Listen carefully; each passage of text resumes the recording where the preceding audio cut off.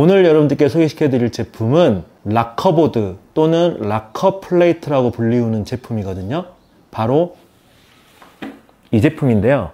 여러분들은 이런 제품을 보신 적이 있나 모르겠는데 저는 처음 접해본 낯선 제품이거든요. 그래서 태어나서 거의 처음 사용해 봤는데, 이 락커보드라는 제품은 어떤 용도로 사용하는 제품이냐면요, 스마트 트레이너나 또는 일반 로라, 뒷바퀴를 잡는 로라의 아래쪽에 장착을 해서 좌우의 움직임과 앞뒤의 움직임을 만들어내는 장치거든요. 일반적으로 스마트 로라나 고정 로라 같은 경우는 자전거가 묶여 있기 때문에 좌우의 움직임, 앞뒤의 움직임이 일어날 수가 없는 구조죠. 그런데 이 락커 플레이트나 락커 보드를 아래쪽에 장착함으로 해서 좌우의 움직임과 앞뒤의 움직임을 만들어 주어서 나는 로라를 타고 있지만 필드 라이딩에 최대한 가까운 그런 라이딩 느낌을 유저들에게 전달해 드리기 위한 물건이라고 생각을 하면 됩니다. 그리고 가장 중요한 거는 댄싱 할 때도 훨씬 더 자연스러운 댄싱이 가능하죠. 댄싱 할 때는 자전거를 잡고 좌우로 흔드는 그런 움직임이 꼭 필요하잖아요. 근데 일반적으로 우리가 고정 로라에 묶여 있으면 그 움직임을 만들어낼 수가 없기 때문에 굉장히 부자연스러운 라이딩이 되는데, 락커보드를 사용을 하게 되면 댄싱을 할 때도 훨씬 더 실제에 가까운 그런 느낌을 줄 수가 있습니다. 사실 요즘은 스마트 로라도 좌우로 움직이거나 앞뒤로 움직이는 제품들이 나오고 있거든요. 그런데 상당히 고가죠. 그렇게까지 로라에 투자하고 싶지 않은 분들, 고정형 스마트 로라를 이미 가지고 계신 분들이 필드 라이딩과 같은 움직임을 원할 때 추가로 구매를 해서 사용할 수 있는 제품입니다.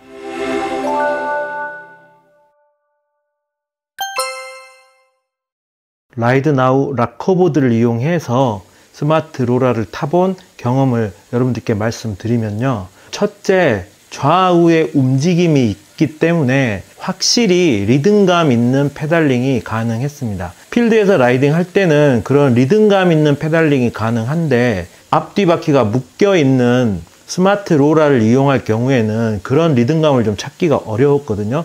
근데 이 녀석은 좌우의 움직임이 자연스럽게 전달이 되기 때문에 리듬감 있는 페달링, 그러니까 필드에서 라이딩을 하는 그 느낌과 좀 흡사한 페달링을 할 수가 있다는 장점이 있었습니다. 그리고 로라를 타게 되면 필드 라이딩을 할 때보다 훨씬 더 빨리 안장통이 찾아오는 거를 경험할 수가 있거든요. 필드에서는 이 정도 타가지고 엉덩이가 아프지 않는데 로라만 타면은 겨우 1시간 정도만 타도 엉덩이가 아프고 막 이런 경험들이 있으실 거예요. 근데 이게 좌우의 움직임이 생기고 엉덩이도 안장과 좌우에 조금씩 움직임이 생기니까 확실히 안장통이 줄어들었습니다. 이거는 정말 큰 장점이에요. 그리고 또 큰 장점이 하나 있는데요. 뭐냐면 댄싱이 가능했어요. 다른 분들은 스마트 로라나 고정 로라에서 댄싱이 잘 되는지 그거는 제가 잘 모르겠는데, 저 같은 경우는 이게 좌우의 움직임을 만들어낼 수가 없기 때문에 댄싱을 하려고 일어서기만 하면은 전혀 안 되더라고요. 리듬감도 안 생기고 댄싱도 안 되고, 그냥 뭐라고 해야 되죠? 댄싱도 아니고 그냥 일어서서 어거지로 페달링하는 그런 느낌밖에 받을 수가 없었는데, 이 락커보드를 이용을 하니까 처음에는 조금 어색했지만 조금 한두 시간 타고 나니까 바로 댄싱이 되더라고요. 이것만 해도 저는 진짜로 이 락커보드를 이용하는 큰 소득인 것 같습니다.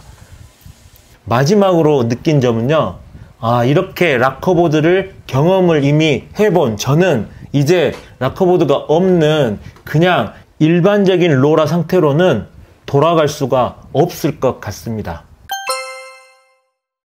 자, 지금부터 이 라이드나우 락커보드에 대해서 외관 설명을 좀 드리도록 하겠습니다. 일단 먼저 받아보시면 우와 엄청 크구나 이런 생각이 드실 거거든요. 자, 길이는 162cm 정도 되네요. 그리고 가장 긴 쪽의 폭이 88cm입니다.